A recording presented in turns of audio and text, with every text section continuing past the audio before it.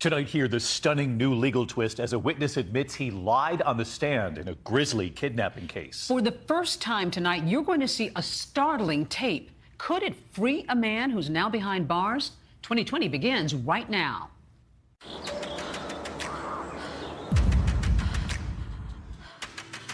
Somebody has my daughter. They have kidnapped her. Please get everybody in the community out there. Everybody trying to say, it's okay, Karen, this is all just a mistake. But see, they didn't know what I knew that morning. Nursing student Holly Bobo. Last seen being dragged away from her home by a man in camouflage. She said, stop, stop, stop, leave me alone, stop. But she never called out his name. Just hours after Holly Bobo disappeared, more than 400 people turned up here to search these woods. Holly, I love you so much. Please try to get home to us. I just remember it was madness. Cops everywhere, helicopters flying. It was already crazy. We were looking at everybody. Everybody was looked at. When did someone kind of pull away from the rest? He said if somebody like him had got Holly, she's just a toy to him. And it's all fantasy world. Dennis Benjamin says, there's a man on my porch who has just confessed to the kidnapping of Holly Bobo. Do you think the jury got this one wrong? Absolutely. Yep. Innocent people are in prison. Please, please help us find her.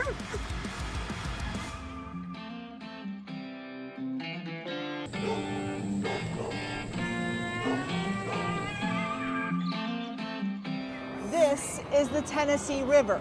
On its western bank is Decatur County, a patchwork of sparsely populated farms, dense woods, and neighbors who look out for each other. It's a rural county with a cute little small town, Parsons. Very close to the Tennessee River. A lot of cattle farming and crop farming. Hunting, fishing, boating. People that like to live out in the country, they have some animals or some horses. There's not a lot of industry in Decatur County. I started to say it might be compared to Mayberry, but it's nothing like that. We do have crime just like every other town in America, but we are rural.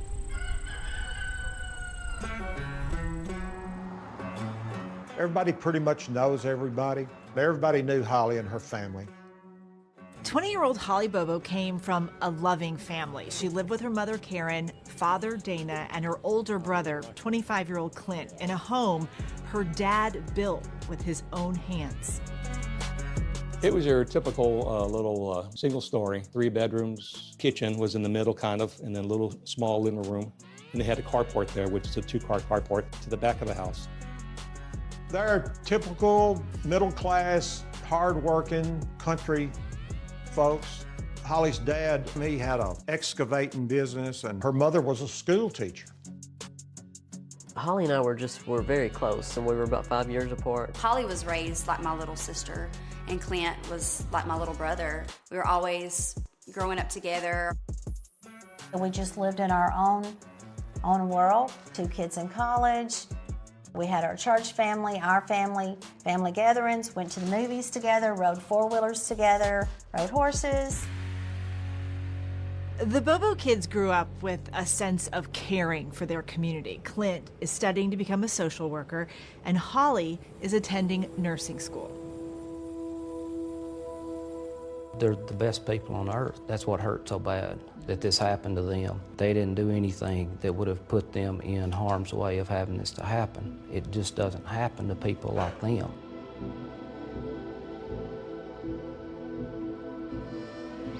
It was just a normal morning like anything else. Dana gets up first and gets ready. Well, I usually go out and feed the dogs. Dana says Holly is already up, studying for a big test later that day. I asked her if she needed any money, I think, for gas or whatever that day. She said, yeah, and I left her some money on the bar. I left out my regular time, 5:30 or something like that, and went on to work. Karen wakes up a short time later. So I went on about my business, getting ready. I'd packed her lunch like I always did. She was sitting at the kitchen table studying, and I kissed her goodbye and told her I loved her, just like every other morning. And I left.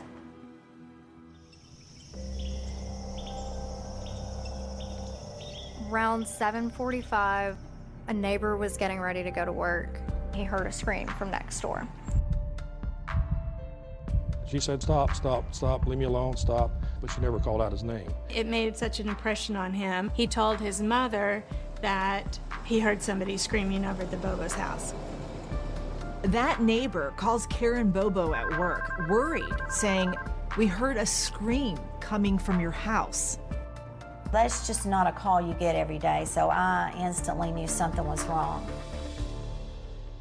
Holly's brother Clint, who is asleep in the house, doesn't hear the scream, but he wakes up to the family dog, Rascal, barking. He just continued to bark, so I decided to get up, to see what he was barking at. As I was approaching that window, I heard people talking, voices. I could tell it was a male and a female voice. I never was able to really tell what they were saying. There's a side window next to the kitchen that faces the carport, which of course is an open carport. Clint looks into the carport. He sees Holly and another person kneel down in a catcher stance. So I could see enough to tell that it was Holly and a man in camouflage who I identified as Drew, who is her boyfriend.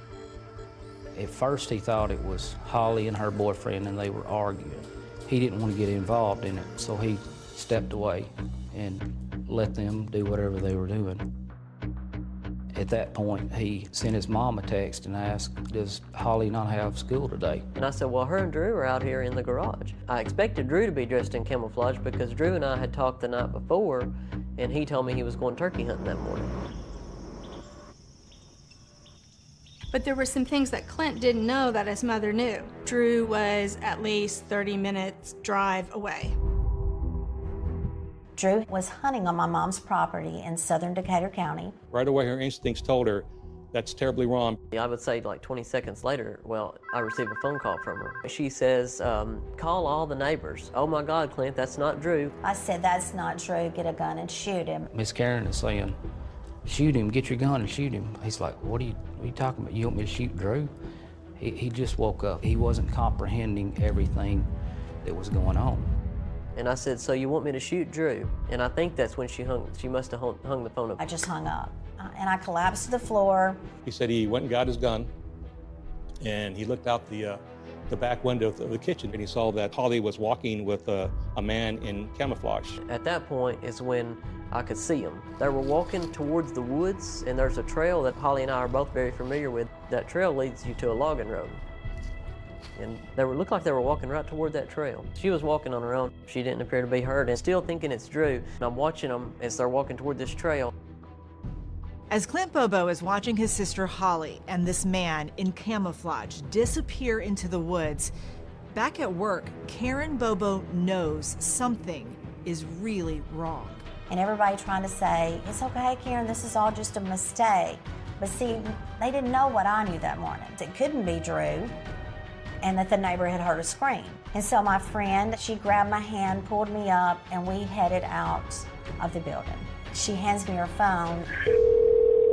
911, what's your emergency? Somebody has my daughter. They have kidnapped her. And somebody in full camouflage got Holly. Please get everybody in the community out there. They're on their way, sweetie. I got everybody on their way right now already. Oh my God. In the hours and days that follow, thousands of people will come to this small town, all asking the same question. Where is Holly Bobo?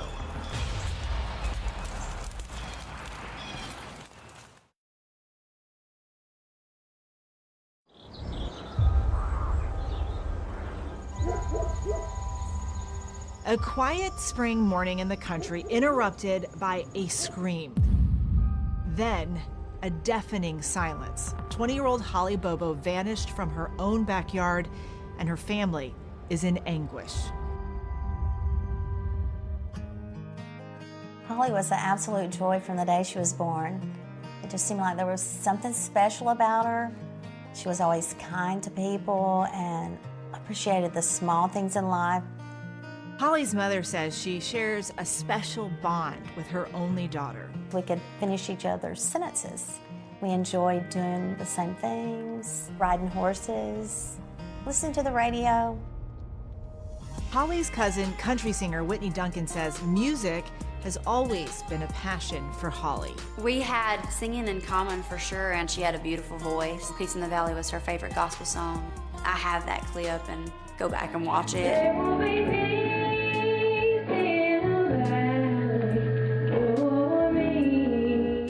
Following graduation from high school, Holly has her eye on the future, studying hard to become a nurse. Holly and I ended up in the same nursing class in Parsons, and so I really got to know her. She was very committed to the program. You could just tell. She studied continuously. On the day that she went missing, we got to class and we're supposed to take a test the first thing. The instructor went out and came back, and she announced that something terrible had happened.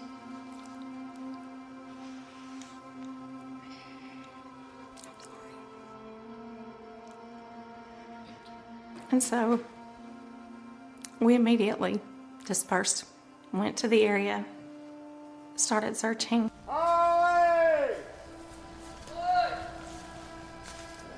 When tragedy strikes, Decatur County comes together. On April 13, 2011, just hours after Holly Bobo disappeared, more than 400 people turned up here to search these woods, trying to help find any clue as to what happened to the 20-year-old nursing student. The search response was almost immediate. By 8:30, half the neighborhood was out there. I've seen 800 people out here today. These guys here is going to be the team leaders. Group 1 is this, so it'd be Group 2 that's down here. By 10, half the county was there. Holly, I love you so much. Please try to get home to us. And if anybody knows anything about her, please help us find her. So when you first get there on the scene, what was it like there? Everybody was involved trying to determine what happened to Holly Bobo. It was just a chaotic scene of following leads with hundreds of people involved. Just anybody that can help, just come on and help us, please. You know, Tennessee's known as the volunteer state, and that's what happened. Just about every county in half of Tennessee was there, from Memphis to beyond Nashville. Did you see anything that is not right? Call me. There are people on horseback, ATVs. There were posters on telephone poles. There were posters throughout the county. Pink ribbons and pictures of Holly Bobo are posted all over the small, tight-knit community of Parsons. So it becomes a pretty big story right away. Is everybody ready? It grew exponentially. We want to just bring everybody up to speed. When the days went on and there was no more signs of Holly. Got a lot of ground left to cover still. First, you had the local stations. It's been almost a week since Holly was last seen outside her family's home. From Jackson, from Decatur County, from Nashville and Memphis coming in. And then you had the national people coming in. And now we have the latest on the desperate hunt for Tennessee nursing student Holly Bobo. Last seen being dragged away from her home by a man in camouflage. We're going to begin with the urgent search for a young woman gone missing. In addition to thousands of volunteers, law enforcement from across the country came to tiny Parsons to help in the search. Decatur County Sheriff's Office, who responds with multiple deputies. They called in the Tennessee Bureau of Investigation. The TBI came in with dozens of agents. They called in the U.S. Marshals and the FBI. This was the biggest investigation in the Tennessee Bureau of Investigation history. That almost every agent in the whole Tennessee Bureau had some type of involvement in it. This is where our virtual command center is. We've really been concentrating from Holly's house north up to I-40. We're talking about a distance of about 8 miles? Yes. They brought in bloodhounds and so forth, and they tracked a set towards that bigger pond. They had divers, and they walked that pond, and they looked and didn't find anything. There were several times I took agents out in my patrol boat and looked at places on the river. So I just remember it was madness. Cops everywhere, helicopters flying. It was already crazy. And for me, it was just surreal. I just want her back. Thank you. While authorities focus on the search, the crime scene itself reveals very little in the way of physical evidence. A footprint and spots of blood in the carport where Clint last saw his sister. There's two little steps that go into the carport. Her Mustang was parked in the first slot and the blood was found right in front of it. One of them was about the size of a fist. The other ones were much smaller, maybe a quarter sized or dime sized. And it was determined to be hers. The discovery of the blood obviously is disheartening. It indicates she's at least injured. She was at least bleeding when she was taken away. The working theory?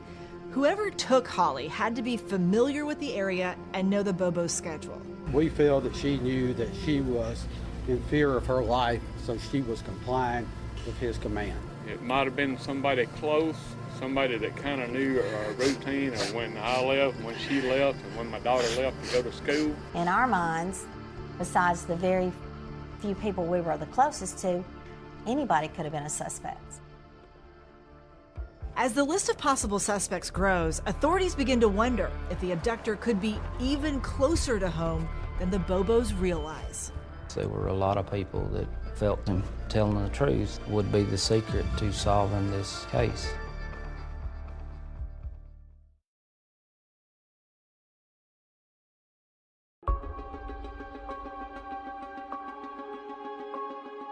It's been almost a week since Holly was last seen. 20-year-old nursing student who reportedly was abducted from her home a week ago today. Abducted from her home 6 days ago. Weeks after 20-year-old Holly Bobo is abducted from her home, investigators still don't know who took her. But thanks to cell phone tracking technology, they say they know where she was taken. So you mapped out where you thought her cell phone went? Yes. So where do you think her phone went as she was leaving her home? It went straight north. Can we look at the map? Absolutely. Okay. So they go north, about 32, 33 miles an hour, the red dotted area, and then it travels this way. Volunteers searching along the mapped out route find some of Holly's personal items, including her cell phone. We were going down the side of the road on each side of Highway 641, just kind of in the ditches, walking elbow to elbow. We found the phone there. They found her notebook, they found her lunchbox, they found her school papers, and that essentially followed the same path of the GPS tracking of her cell phone. It's confirmation they are looking in the right place, but that doesn't make the search any easier. The massive investigation has turned up nearly 300 new leads, but still no Holly. Volunteers say they don't plan on stopping until she is found. It's just unbearable. I can't hardly imagine. We are those people. We became those people that no one ever wants to be. The Bobos are living a nightmare, and it's only about to get worse. Once viewed as victims, they're now being viewed as suspects. Did she know her alleged abductor? Yes, there were a lot of people that felt Clint was lying, felt very strongly that Clint was lying, and that Clint telling the truth would be the secret to solving this case.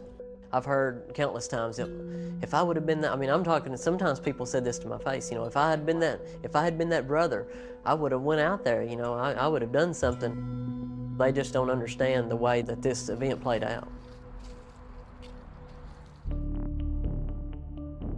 The TBI, the FBI, and the U.S. Marshals interviewed Clint Bobo multiple times over several weeks, asking him over and over what he knows about his sister's disappearance. Just question after question after question, and detail after detail, you know, just trying to pull any information they could out of me, which I understand is what they're supposed to do. I just wanted to be as helpful as I could, but I was willing to do whatever they asked me to do. I interviewed Clint Bobo on several occasions, sometimes several hours at a time I spent with him, and I never, ever had Clint Bobo dishonest. I found him very trustworthy, and he never changed his story of what happened. Clint's cell phone data backs up his story. he never left the Bobo home that morning. The cell phone data, Holly was moving the whole time Clint's been here. The police were there at 8:10, and Holly's cell phone moved for another hour and 15 minutes. Clint couldn't have been involved in moving, or somebody else would have had to have been involved too. I just wish I had known more. I wish I had known that the neighbor called Mom at school. I wished I had known that the neighbor heard a scream. I wished I had known that Drew was turkey hunting. I didn't have the information that I needed. It will take several years, but Clint is eventually cleared, as are all the Bobo family members and Holly's boyfriend, Drew Scott. Meanwhile, as the investigation is seemingly going nowhere, the Bobo family is increasingly frustrated. Until your child is found or you know what happened to them, I don't think anyone could ever do enough in a parent's eyes. There was all kinds of leads coming in. We were looking at everybody. Everybody was looked at. When did someone kind of pull away from the rest? There was a point in the investigation to where the FBI agent and Dykus, the TBI agent, come up with a suspect. And who was that guy? Terry Britt. He spent the majority of his life in prison for kidnapping and rape. He was on that list of local people that were sexual predators. And of course, we ran his name. And Terry Britt, right away, he fit the description that Clint gave. He was about 5'10", 11. I estimated him to be about 5'10" and about 200 pounds. I guess it was just assumed, that he had black hair or dark brown. It just kind of blended in with his camouflage clothing. Terry Britt fits the description. He knows the routes. He lives at the end of the route where stuff was thrown out. And he has a strong history in this kind of behavior. According to Terry Dykus, Terry Britt did have, for lack of a better term, a type. He liked pretty blonde, blue-eyed girls, and Holly fit that type. Agent Dykus wants to talk to Britt, and he has no trouble tracking him down. Britt is locked up on another charge. Dykus records the conversation with him. How you doing? Getting in there. While Britt says he has an alibi and denies having anything to do with Holly Bobo's abduction, he spoke hypothetically about who may have done it and why. He said if somebody like him had got Holly, she's just a toy to him, and it's all fantasy world. She's young, pretty, perfect, somewhat body. Yeah. Okay, like a toy, some people would think. See, this man, when he goes and gets this female, then he's gonna go snatch her up. He can't wait to get her to wherever he's gonna take her to, because he's wanting that body. He's living in this fantasy. He's got this perfect girl, and he's got to get to that body as quick as he can. But as soon as he gets done, now reality sinks in. But here comes reality. Now I've got a body. What am I gonna do with it? Because if you keep it, you gotta feed it. Right. You gotta hide it. It ain't gonna happen. And if you kill it, what you gonna do with it? I mean, there's no way. The first time I interviewed him, I was like, oh my God, this guy did it. This guy did it. But the Bobo investigation is about to take a turn. I've been hearing about these guys. In the investigation, they were brought up early and often. Is a new prime suspect about to take center stage? He would tell people, you're gonna end up in a hole just like Holly.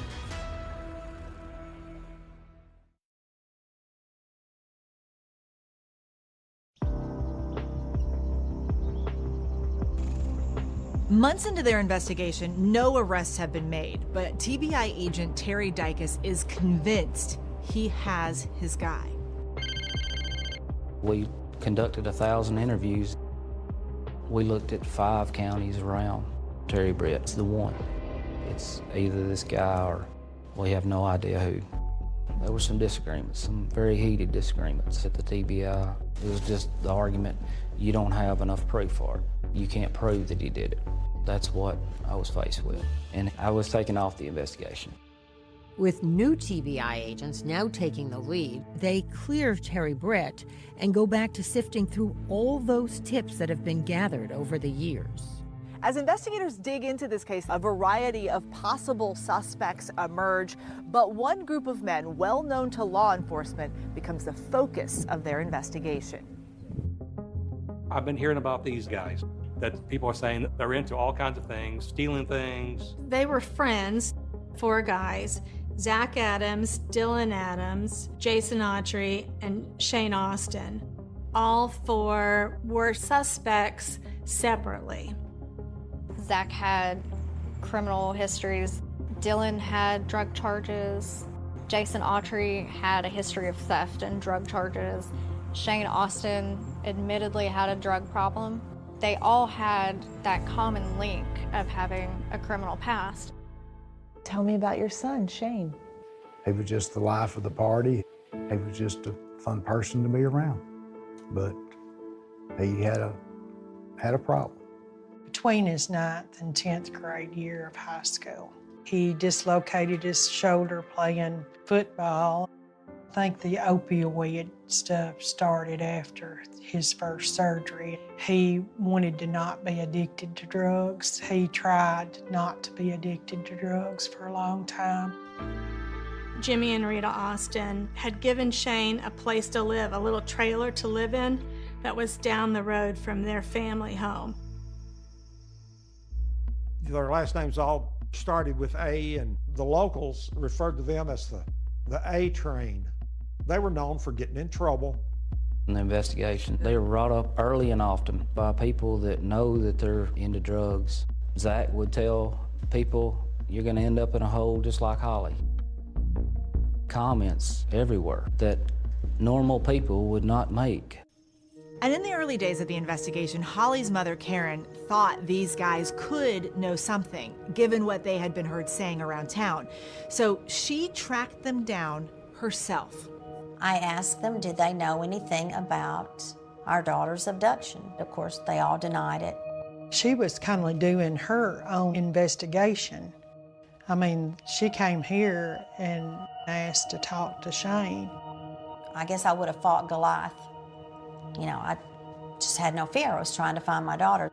And at the time of Holly's abduction, witnesses tell investigators that before she went missing, Shane Austin crossed paths with her at a local raccoon hunting festival.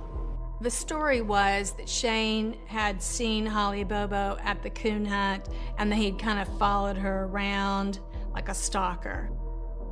Did you hear anything about that? I guess we heard that rumor. We heard that he was trying to take a picture of her and pretending like he was talking on the phone. But now Shane only had a flip phone, so I don't think you could hold that flip phone up to your head and take a picture of somebody, but that's what we heard. Investigators followed up on this story. Within a week of Holly's disappearance, they showed up at the Austins' property wanting to speak with Shane. They come and brought the dogs and come down and search Shane's trailer, and that was the start of it. Throughout their investigation, authorities say they never found evidence at the Austins' property that connected him to Holly Bobo. Were you surprised that they were down there? Yes. I mean, I know Shane had drug issues, and that's what I told the TBI guy when he come to the gate down there. I said, hey, I said, if she'd been made of morphine, I'd said you come to the right place, but no way.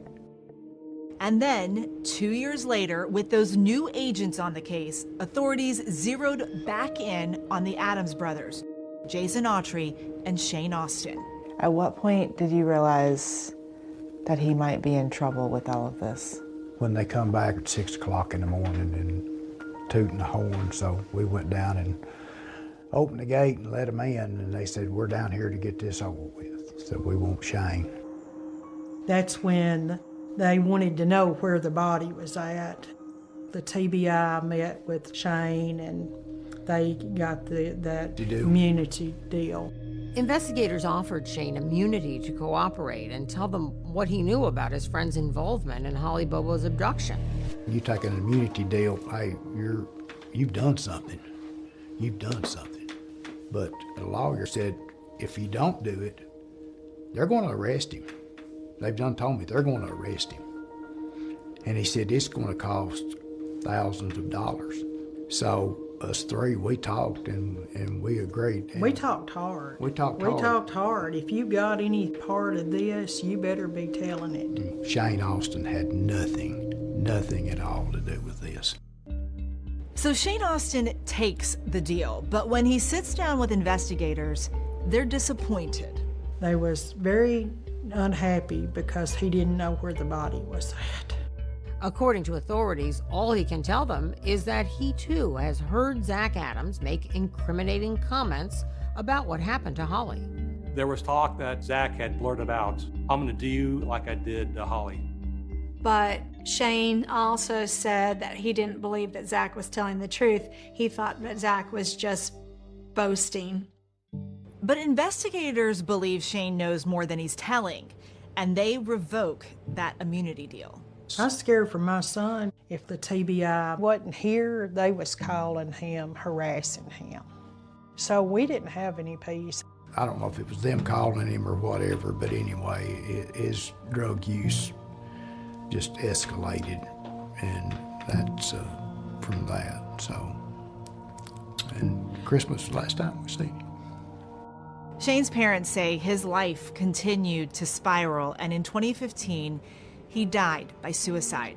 Shane opened that door to addiction. They just grabbed him and pulled him in, and this time it pulled him in for real. Wasn't gonna let him go. Authorities have lost one cooperating witness, but they're about to get a new one. Tell the truth. You ain't gonna be scared of nobody now. Ain't no reason to be scared of nobody. Could what he has to say finally explain what happened to Holly Bobo?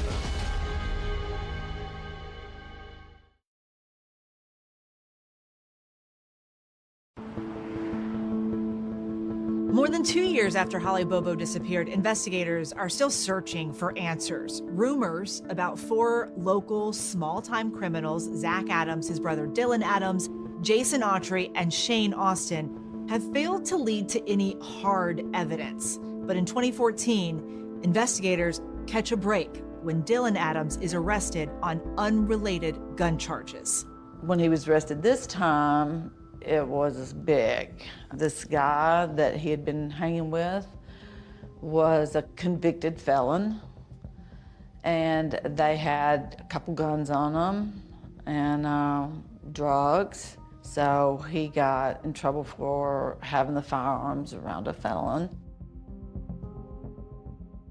They had him in a federal holding facility up in northwestern Tennessee. While Dylan Adams is incarcerated on these gun charges, investigators speak with him at least 6 times over 8 months, and he seems to implicate his brother Zach and Jason Autry in the kidnapping and murder of Holly Bobo. I had to go through the TBI to make sure my son was still alive, still safe, and you know, each time that I spoke with him, there was no indication that he was being interrogated. He has no concept of what is really going on. Dylan's family says he has intellectual disabilities. Dylan was slow, he really was. Dylan would have a hard time completing a simple task. Maybe a little slow in reading, comprehending, things like that. According to court documents, Dylan eventually pleads guilty to lesser federal charges and is released, but not into the custody of his mother. In fact, she says she couldn't even see him because of the conditions of his release. I was told that I would not be able to contact him, or he would not be able to contact me. I think safe house was the word that they used, because Dylan was their key witness and he had to be protected. I had no idea where he was going. As it turns out, prosecutors arranged for Dylan Adams to be released into the custody of a private citizen and former Memphis police officer named Dennis Benjamin. Dennis Benjamin takes him back to his house for several weeks. Is this normal for someone to be released into the custody of someone that they don't know that's a law enforcement person? It's real strange, that's for sure. We reached out to the prosecutor in that case about Dennis Benjamin's involvement, and they would not comment. And while Dylan Adams is there, a huge break in the case, the moment the Bobo family had been dreading for years. The 3-year and 5-month search for Holly had come to an end. 2 men searching for ginseng found her remains Sunday morning off a Country Corner Road in Holiday. Holly's skull was found with a single gunshot. Among the remains, some of her schoolwork, her sandals, and her promise ring from her boyfriend, Drew Scott. It was just a miracle she was found. Because to this day, as broken as my heart is so broken for those people that still don't have that, because I don't think I could have kept going.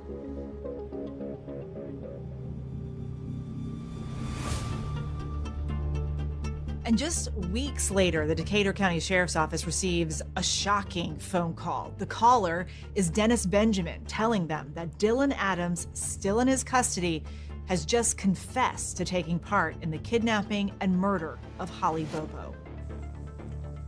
You'll have your seat right there if you don't mind. Dylan Adams is brought in to speak with TBI agents, and through halting one-word answers, he tells them that he, Zach Adams, Jason Autry, and Shane Austin committed the crime together.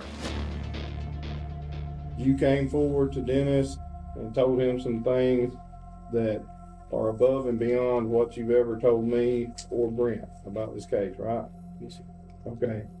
Describe what was she doing? What did she look like? What was she wearing? She had long pants on, pink shirt, clean face back. That. Okay. Dylan says that all 4 men sexually assaulted Holly at Zach's house. And now you're saying that Shane Austin is sitting there. You're sitting there. Jason Autry is sitting there. And Zach. Is there anybody else involved? Was Holly Bobo kidnapped? Was she raped? Raped by you? I just see someone being bullied into saying something they didn't do. I think that he was just trying to get through it. You withheld information. That ain't how this works. He was in a federal holding facility for almost 2 years. The TBI agents there pounded him, and he never, ever once said, I raped Holly. And then he's moved to this Dennis Benjamin's house, and suddenly he's raped Holly. We attempted to contact Dennis Benjamin, but we were unable to reach him. She was shot in the back of the head. How did that happen? How much blood was on the floor? What was ever done to clean that up? Well, I know just the guy. After her, I don't know. Armed with Dylan's confession and a search warrant, investigators go to Zach Adams' house looking for any physical evidence to corroborate his story. They come to the door there and asked me, said, you want to unlock it or you want us to tear the door down? And they knocked a hole in it to see what was back there, I reckon. Tore the fan down as they was tearing the floor out. They used my pick and things to tear this out with, but they cut it out with a saw. And the story he was raping her and attacking her in the house. Well, they pulled up floorboards, they DNA tested all the couch and the bed and everything, never found nothing. We reached out to the TBI and they declined to answer specific questions about this case. In my heart of hearts, I know my boys, they're drug addicts. They're not murderers. But despite a lack of evidence, authorities believe that's exactly what they are. Zach Adams, Jason Autry, and Dylan Adams are eventually all indicted for murder. Decatur County Grand Jury handed down indictment of especially aggravated kidnapping and first-degree felony murder. With all 3 heading to trial, the state announces that it will seek the death penalty, and Jason Autry proclaims his innocence to anyone who will listen. Innocent man falsely accused. And tonight, for the first time, you'll hear from Zach Adams in his own words. I have no need to lie. And the brand new development that Adams hopes may finally exonerate him. If you don't play with them, you might as well go all the way, Jason.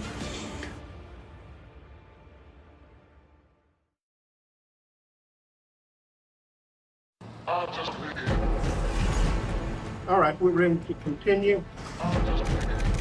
A nursing student who was last seen being dragged away from her home by a man in camouflage. Holly, I love you so much.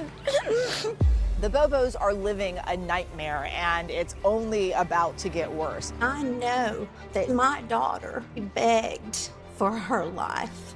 Look at me, please. You have shown absolutely no remorse. But is she saying that to someone who's innocent? Why do you think you guys became suspects in this case? There were a lot of people at your trial that testified that you had made comments and that you had killed Holly Bobo. I don't think they're capable of kidnapping a woman and keeping it secret for 2 years. I don't think they're capable of doing arithmetic. Raise your right hand, please. Did a key witness lie on the stand? He said, I need you to help me bury this body. He said, that's Holly Bobo. Now, video never seen before of that same crucial witness If you don't play with it, you might as well go all the way. changing his story. So we went all the way. What does he tell you? Tells me he made the whole thing up. Why would someone admit to killing someone if they didn't do it?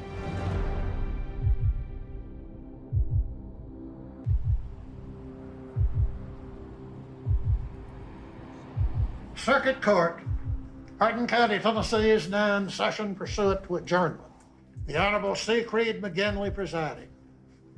God bless the United States, the state of Tennessee, the county of Hardin, and this honorable court. You may be seated. It's been 6 years since Holly Bobo was taken. 6 years since she died. Everybody, judge, jury, prosecution, defense, gathered inside this courthouse. It's September, but it's stuffy. The jurors are sweating, people fanning themselves in the Tennessee heat, and no one has a hotter seat than the defendant, Zach Adams. He's charged with kidnapping, murdering, and raping Holly Bobo. He could face the death penalty if convicted. In this case, State of Tennessee versus Zachary Wright Adams. State ready to proceed. We are, Your Honor. Defendant ready to proceed. Yes, sir. Zach Adams has put on a suit and a lot of weight. He is the only defendant in this trial. His friend Shane Austin died by suicide. Co-defendants Jason Autry and Dylan Adams expected to stand trial later. Zach was the one that the state of Tennessee thought was the most culpable, so they chose to try him first. Hello, this is a prepaid call from an inmate at the Tennessee Department of Corrections. Hello. Hey, Zach, this is Eva. How are you doing? Hi, I'm good. Adams does not testify, but years later, he tells us his story in his first interview ever. What do you say to all those people who think you're guilty? Where's the evidence? There's not one single piece of evidence. Did you think you were going to get off? Well, I knew I was innocent. When you're innocent, it doesn't matter. You're thinking, yeah, of course you're thinking you're going to come home because you're innocent. You took her, you raped her, killed her, you covered it up, you bragged about it, and you almost got away with it, but you didn't. Because we're here now. He did not murder Holly Lynn Bobo. He did not kidnap Holly Lynn Bobo.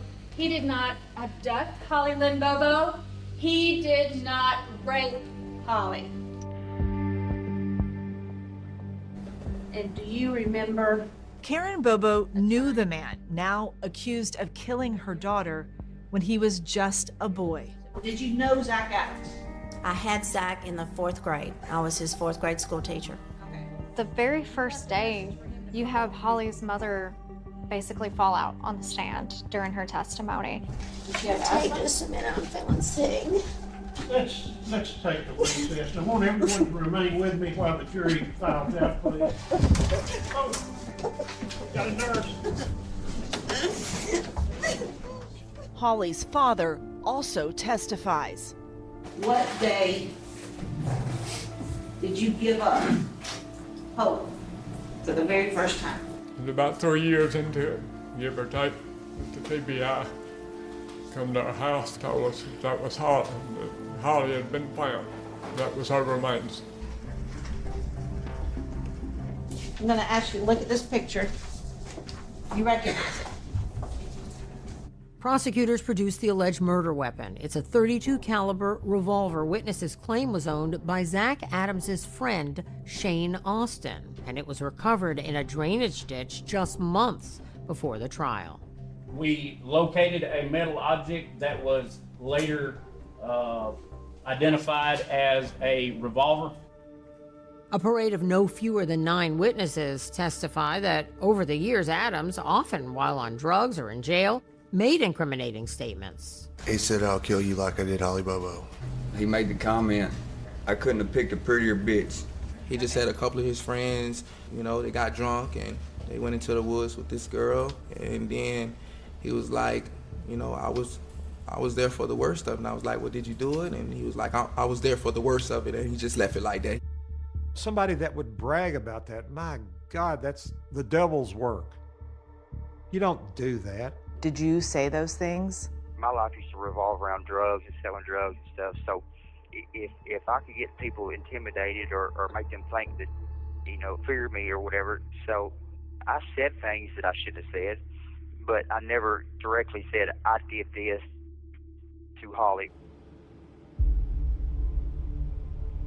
The prosecution and defense each call a cell phone expert. Both agree Adams and the other suspects' phones did not hit cell towers near the Bobo home at the time Holly was taken.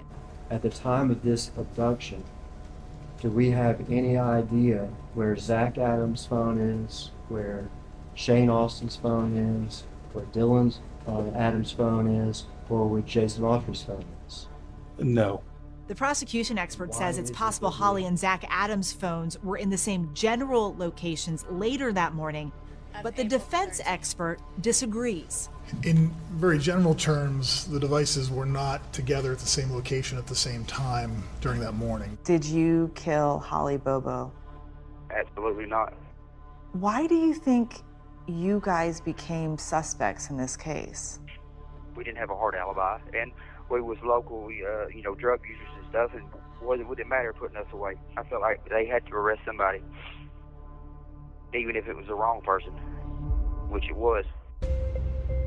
As the trial continues, astonishing testimony. A witness you might think would be the last person to believe Adams is innocent. I looked at Zach personally a total of 2 or 3 times. Whenever the last one was over with, I stopped looking at him. And a stunning courtroom appearance. That former suspect with a theory of what Holly's killer was thinking. You gotta hide it, and if you kill it, what you gonna do with it? Terry Britt, the man investigators say they cleared, is about to take the stand.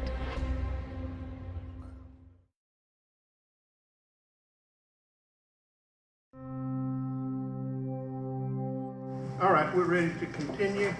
Defense ready to proceed? State ready to proceed? Yes, sir. All right, call your next. Terry Dykes. The prosecution of Zach Adams for the murder of Holly Bobo, not surprisingly, features plenty of law enforcement witnesses. That's standard. What is unusual, the defense calls 6 current and former law enforcement witnesses, including the TBI's very own former lead investigator, Terry Dykes.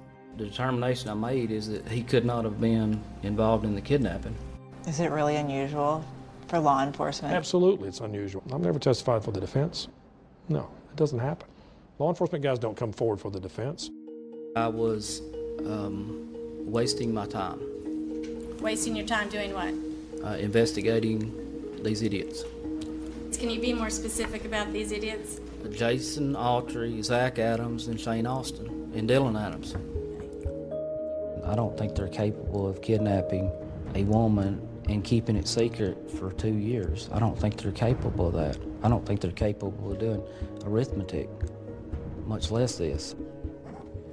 In August of 2012, Terry Dykes had a new supervisor come in, and that supervisor looked at the leads and looked at the way that Terry Dykes was doing that investigation. Case agent on the case needed to be benched. Why was he benched?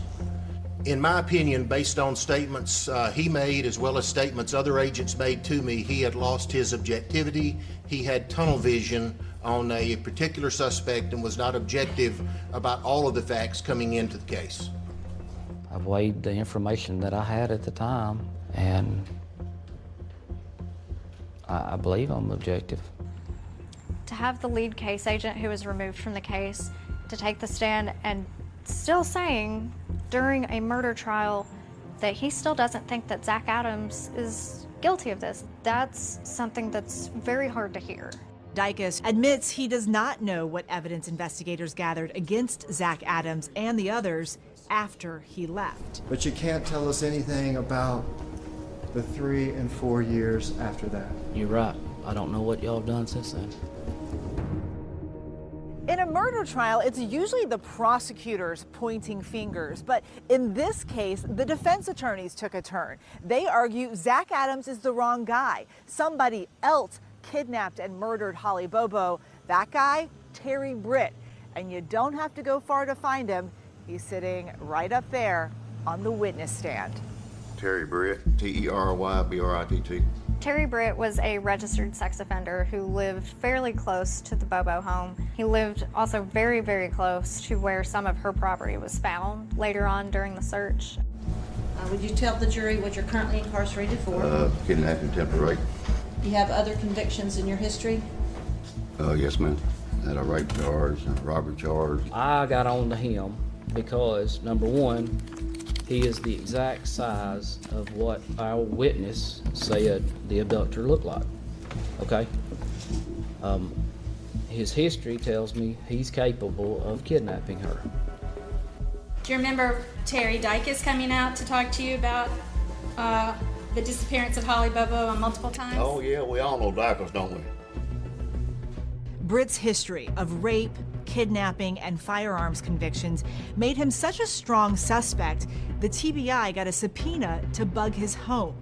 Were you aware that for the first time in the state of Tennessee, they had actually bugged your house? No, ma'am. But that extraordinary scrutiny of Britt yields no evidence to warrant an arrest, and he says he has an alibi. Your wife, Janet Britt, was with you the entire day. The entire day. You were never apart from one another. Never. I checked his alibi and found out it was garbage. Why did you think the alibi was garbage? His cell phone called Janet's cell phone and talked to it for 2 minutes and 56 seconds. His alibi is not true. It's fabricated. Okay. Nevertheless, the Brits insist they were together the whole time and their alibi is legitimate.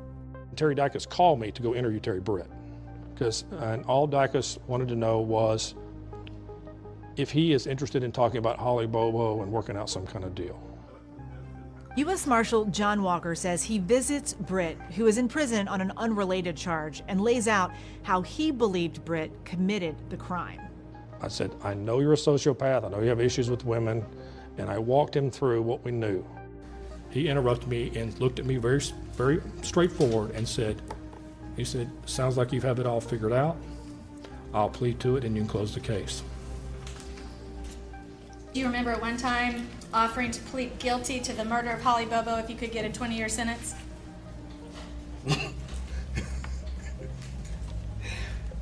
No. So No. you're saying that is not... I'm saying that's a lie. When I got up to leave, he stood up behind me and he said, if I need to show you something, how long will it take you to get me out of here? He wanted to take me and show me where the remains were at. And did you relate all of this information to the TBI? Yes, I did. And as far as you know, did the TBI go back to follow up with an interview?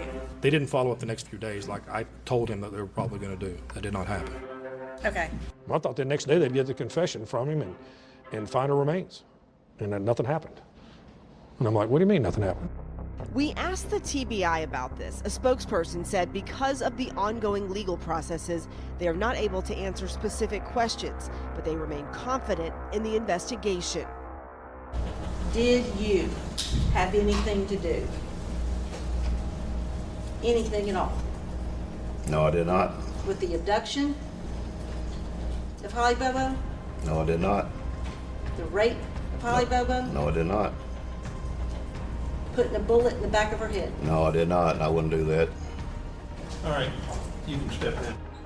Terry Britt leaves the witness stand, not a free man, but never charged in the Holly Bobo case. Now the jury is about to hear from the most compelling kind of witness, one who claims to be an eyewitness to murder. Is this the testimony that could send Zach Adams to death row? At that time, boom, the gun went off. And it sounded like boom, boom, boom, underneath that bridge.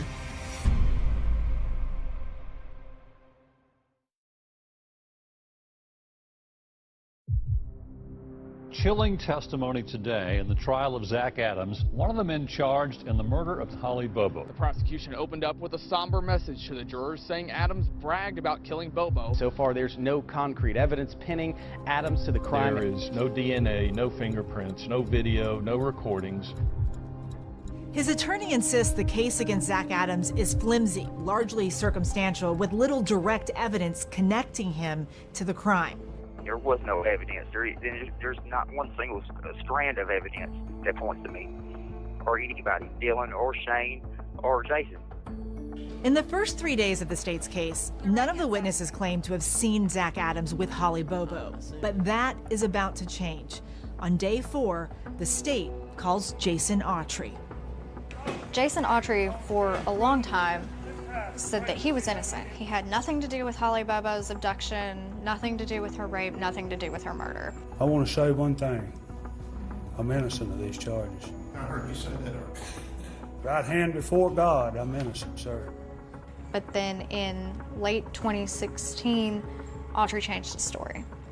We get a call from Jason Autry's attorney, and he informs us that Jason has been talking to prosecutors and that he's going to be testifying against Zach at trial. Raise your right hand, please. Solemnly swear the testimony you're about to give is the truth, the whole truth, and nothing but the truth, so help you God. Yes, sir. There are witnesses, there are star witnesses, and then there's Jason Autry. From gavel to gavel, the entire 4th day of testimony is all Autry. When I pulled in, there was a large fire burning in a burn barrel. Dylan Adams was standing at the door of the trailer with his shirt off.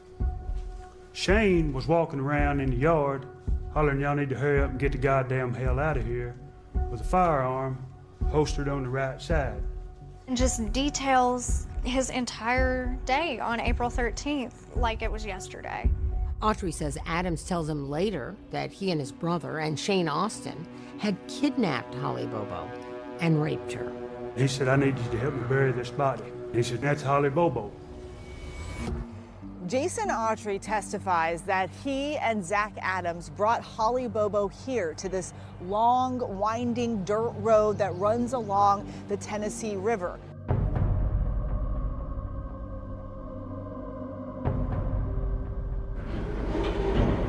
Autry says they take the body, which was wrapped in a blanket, and lay it on the ground. I'm standing over the top of him, with my hands on my knees.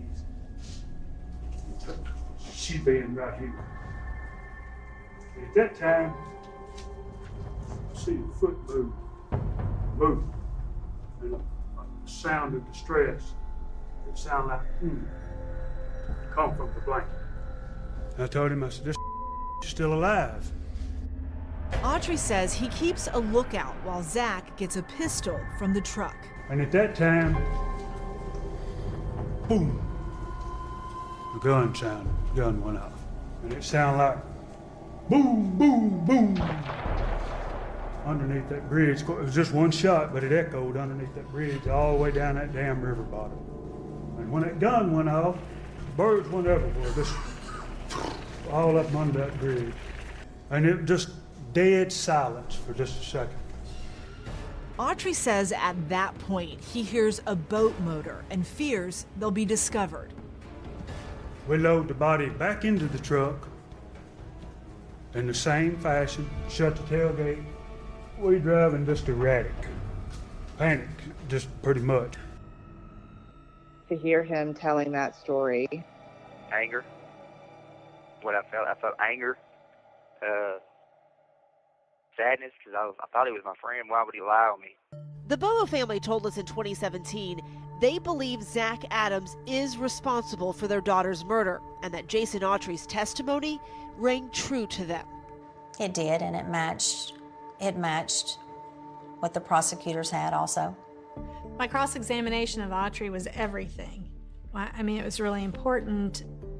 The defense attorney points out at the time Autry says the murder happened, he was on phone calls with his girlfriend and also his mother. In the middle of all this, you were able to take a telephone call from your mother, Shirley King, that morning at 9:42, weren't you? If your records reflect that, that's true. Autry also mentions a burn barrel at Shane Austin's house. 55-gallon barrel with all the paint off of it, with flames shooting at the top of it, 3 to 4 foot high. Shane's mother says there was no burn barrel. Shane didn't have a burn barrel at his trailer. Shane's mother also says Jason Autry was wrong about a fence at Shane's trailer. The gate was open. No, the driveway did not have a gate at that time. We did put a gate and a fence up, and it was June of 2011 after we bought Shane a puppy. The prosecution basically adopted Jason Autry's story of what happened, but they left huge gaps in their prosecution, and they don't explain who it was that came and abducted Holly. They don't explain how her body got at that cell tower. Prosecutors argued at trial that Shane Austin could have been the one who took Holly. Jason Autry is the best evidence that these prosecutors have in this case because they have very little physical evidence. They're banking on the jury completely, wholeheartedly buying his account. Inside this courthouse, the jury is about to deliver a verdict. It could be a life or death decision for Zach Adams. Either way, it won't be the end of it. Years later, a new investigation, another courtroom battle, and prison interviews. What Zach Adams and Jason Autry say now.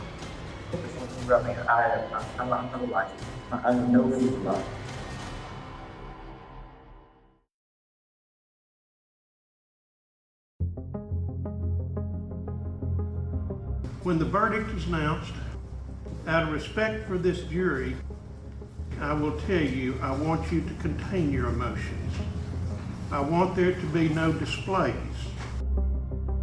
The jury deliberates 11 hours over 2 days and then finds Zach Adams guilty on all counts in the kidnapping, rape, and murder of Holly Bobo. When you heard them read the verdict and they said guilty, It was good. It was terrible. It was terrible. Worst day of my life, probably. There'll never be enough punishment for him. He don't deserve to be breathing the air that he's breathing today. Zach Adams avoids a possible death sentence. In a deal with prosecutors approved by the Bobo family, he gets life in prison without parole, plus 50 years. Who is that a picture of? That's Holly and myself. That's Holly and her nursing student classmates just a few days before. Karen Bobo, the woman who taught Zach Adams in the 4th grade, gives him a lesson on heartbreak. I know that she begged for her life because my daughter loved and enjoyed life. But you chose to take that from her. Tonight, a man accused of killing and raping Holly Bobo pleads guilty. Dylan Adams pleads guilty to a lesser offense, facilitating murder. He now faces 35 years in prison without the possibility of parole. 3 years later, Jason Autry pleads guilty to lesser charges related to Holly's kidnapping and murder. And with credit for time served, he is set free. His testimony was some of the most credible, persuasive testimony I've ever heard given in a courtroom. The state had to make a deal with the devil to get Zach Adams prosecuted. In my opinion, all three of them should be hanging in this big oak tree on the backside of this courthouse. From his prison cell, Zach Adams has tried and failed over the years to have his conviction overturned. Now, he is trying again. You hear people say that they're innocent all the time in jail, in prison. Yeah. So people are skeptical. What do you say to those people? He said the person was, what, 5'9", 200 pounds? It wasn't Jason Autry. He's 6'6". Could have been me. I was 6'3", 125 pounds. My brother's 6'2", 125 pounds. The person in the abduction there wasn't one of us. I mean, he didn't match the description of any of us. A flurry of legal filings beginning January 2024 lay out why Zach Adams says he deserves a new trial and why prosecutors say he does not.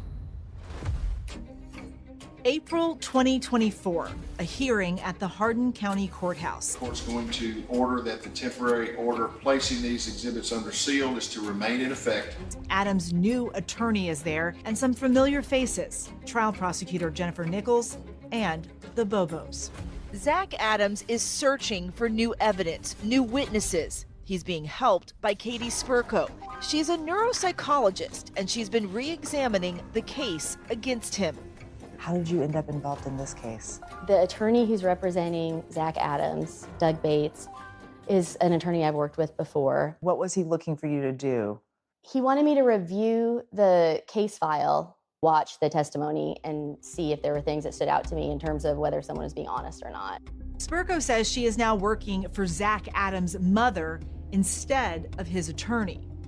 As psychologists, we are trained on how to interview people to elicit accurate information.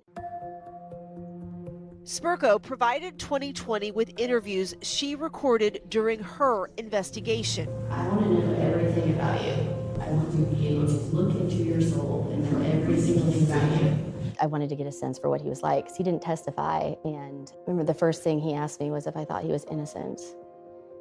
And I said I didn't know yet. Do you now think he's innocent? I am so confident he's innocent. Hi, my name's Katie, and I'm so sorry to come here unannounced. I had your address and I didn't have your phone number. Spurko looked for more information about former suspect Terry Britt, who was later cleared by the TBI. She went to see his wife, Janet, who still stands by her husband. There was some evidence that came up with Terry regarding the Holly Bobo situation. I don't see how, because he didn't have nothing to do with it. There's no way he could have went and kidnapped her. He was here with me. Just because he has a record, that doesn't mean he had anything to do with it. Some of Katie Spurko's investigating has provoked a reaction from the prosecutor. In a court filing that includes an affidavit from Janet Britt, the prosecutor accuses Spurko of trying to intimidate Britt and of offering to show her confidential discovery files. Spurko denies she tried to intimidate Britt and says the only files she offered to share were public records of Terry Britt's criminal history. Zach Adams' court filings also say Spurko found a witness who claims she saw Terry Britt behaving oddly the morning Holly was taken. She said he was in a smaller truck and was kind of leaning over, had made eye contact with her and was leaning over, adjusting his body to block her view of his passenger seat. Prosecutors say Adams' attorney and Spurko have not gotten a sworn statement from that witness, which they say the law requires before it can be considered. Still ahead, the effort to free Zach Adams brings Katie Spurko face to face with the person who helped send him to prison. He said, somebody's got to pay, Jason. He said that he's going to be you. Hell no, I ain't paying.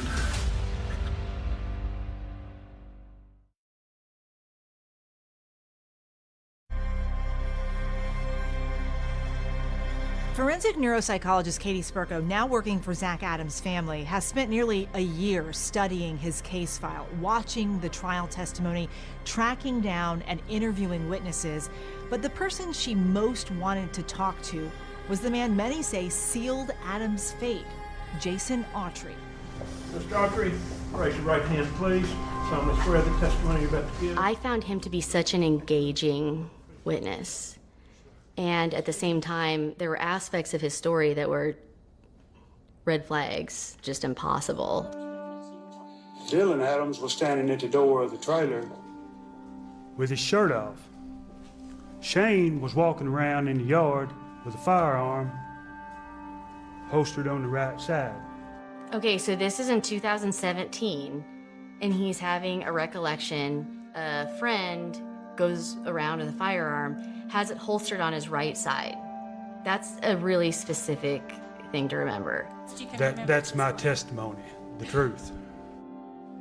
There were just a lot of question marks for you. Yes, he's going through the events of this day, minute by minute almost, with this crazy level of attention to detail and memory. That was a discrepancy that caught my attention. After being released from prison for his admitted involvement in Holly Bobo's murder, it doesn't take long for Jason Autry to get in trouble with the law again. Requesting assistance on Morris Road with a subject that has a rifle. Be advised the subject has taken off running. Well, 2 months later, after they let him out of jail, he gets caught in the neighboring county with a firearm. Well, breaking news now. The man who served time for the killing of Holly Bobo has been arrested once again, this time in Benton County in a field there. There he goes, back to jail, and then he's still there to this day. Autry ultimately pleaded guilty to these new weapons charges and remains behind bars awaiting sentencing in that case. Back in 2017, Jason Autry told the jury that spellbinding story of what happened to Holly Bobo under the I-40 bridge right here at the banks of the Tennessee River. But what's he saying now? That's what Katie Spurko had to find out if Zach Adams was going to have any hope at all. My name is Jason Autry. There you go. Thank you. When you went to see Jason, what were you hoping was going to come from that conversation? I was just super curious what he would be like, if he would talk to me, what he would have to say. Can we just start at the very beginning of when you first started getting questioned related to the Bobo case? I asked him, what did you do that day? And he gave me what seemed like a really honest answer. No, I couldn't tell you what I done that day. Yeah. Katie Spurko provided ABC News with this video, and it's the first time it's being seen publicly. I want to know your whole experience. How did it get from you being arrested for this to you being on the stand and telling this crazy story? So a lot of this in the beginning was just all routine questions. Autry says that when he told his attorney that he intended to fight the charges and go to trial, he got an answer he wasn't expecting. He said, I got you about a 95% chance. You spend the rest of your time right away. You know, what do they want? You know, I need to know what they want. What do they want from me? Yeah. I want you to testify. Straight up about it. What does he tell you? Tells me he made the whole thing up. Took the phone records and the case file and put together what he did that day to craft a story that fits in with the evidence that exists and cannot be changed. I said, well, what if I say all I seen was just a body, you know, laying in the back of the truck? It's not enough to get you out. Why would someone admit to killing someone if they didn't do it? He's sitting in jail for years. He's being told that Zach's gonna be telling a story against him, and basically it's this or the death penalty. And so under that amount of pressure, I think a lot of people would have folded the way he did. And he said, I need you to help me bury this body. And he said, that's Holly Bobo. You're an engaging witness. Well, I was trained. I could tell you were trained. I'm on the witness stand a trained, lot. yeah. I know. I was trained witness. Yeah. Who was doing the training? Jennifer Nichols. Yeah. Yeah, She was the boss of it all. Zach Adams' defense team made this claim in their legal filing, and we reached out to Jennifer Nichols about it. She denied the allegation, telling us that it is a false statement. The only guidance ever given to Jason Autry was to tell the truth. There was no training. That's the worst that I've ever felt in my life, coming back, knowing that you just lied and put an innocent man in prison. Now he has no benefit to be gained other than morally to address the remorse. This isn't helping him whatsoever. He's facing sentencing on federal gun charges. But it's important to remember that one way or another, Jason Autry is an admitted liar.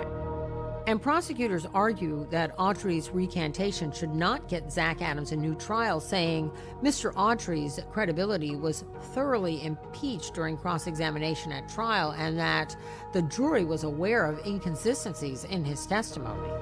They also contend that Autry's testimony was vetted and corroborated. What do you think of the fact that Jason recanted his confession? I'm glad. I'm glad he's telling the truth. It's about time. I wish he would have never lied in the first place. So what does this mean for Zach Adams? Is there a chance Jason Autry's new story could set him free? A request for a new trial for a man convicted in the 2011 murder of a Holly Bobo. I mean, so many years for something I didn't do, so I'm hopeful.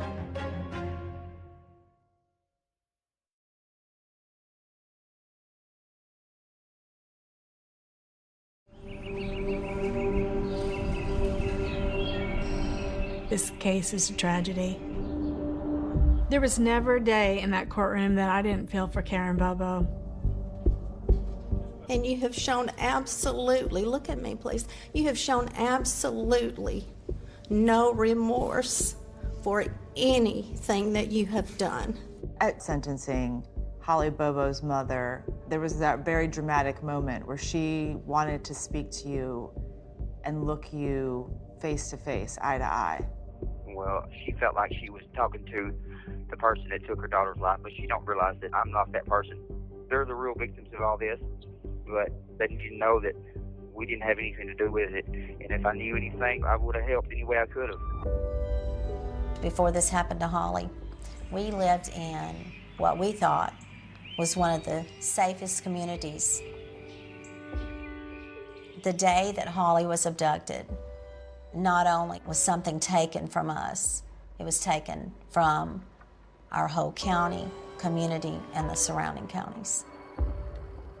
The goal was to get justice for Holly, and I feel like that happened. And obviously it didn't bring her back. There will still be sad, but there is a little peace in knowing that the people that did this to her will be in jail.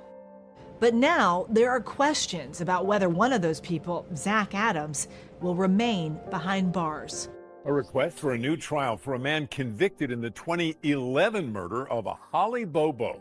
Zach Adams' team will now need to convince a judge that Jason Autry's new story amounts to new evidence that would have changed the jury's verdict. Jason Autry recanted his testimony, and that would give Adams an alibi for Bobo's murder. We reached out to Jennifer Nichols, the prosecutor in this case. She declined our request for an interview, but sent us a statement that says in part, "At trial, we presented proof through 62 witnesses and 250 exhibits. The jurors heard testimony of Zachary Adams' confessions to multiple and unrelated individuals. Today, nearly 8 years after the verdicts, I remain confident in the jury's verdicts of Zachary Adams' guilt." We understood, when the trial and sentence and everything took place, that there'd be a number of events down through the years. We're going to be patient because we still are seeking justice for our beloved Holly. Holly was always about helping someone. Whatever Holly did, she put forth her best effort. And it was just in her soul to be that kind, loving, nurturing person. It's been more than 13 years since Holly's passing, and her legacy still remains. A stretch of Tennessee highway has been dedicated in her honor. And Holly's cousin, country singer Whitney Duncan, recorded a song to honor Holly. I wanted to convey a message of she's not hurting anymore. You know, she is in a better place. But I know she's watching down and she sees everything. And she is happy.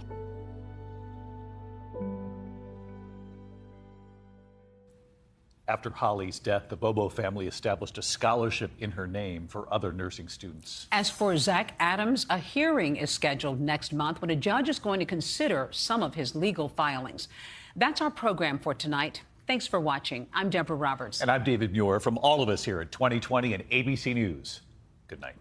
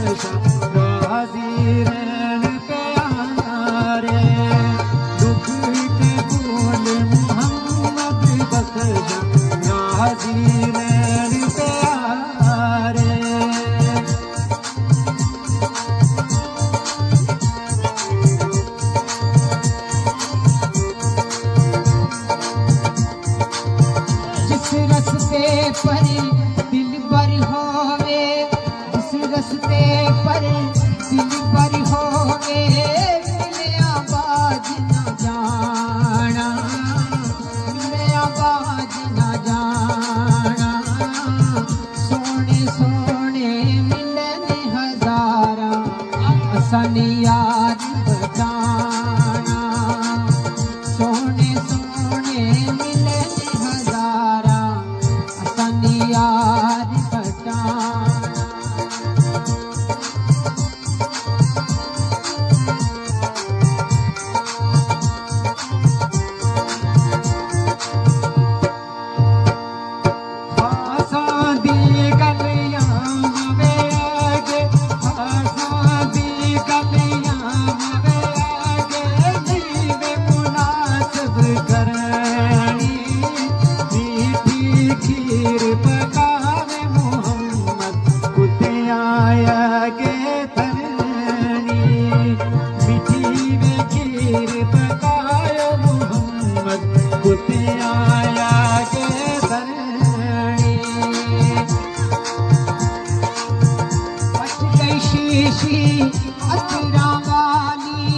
भज गई शीशी अतरा वाली ना जुड़नी ना भरनी अखियां दा जद नूर ना रेया फेर किए लग करनी अखियां दा जद नूर ना रेया फेर किए लग करनी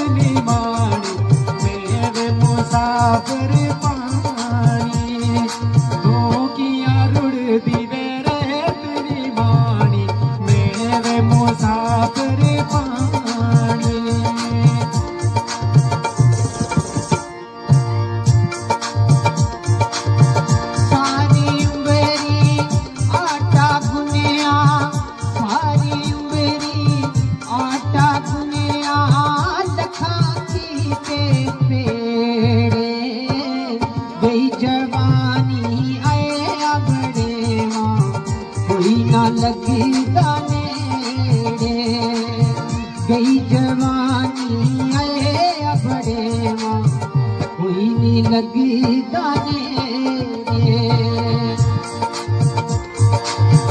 मानी दा कब पानी देना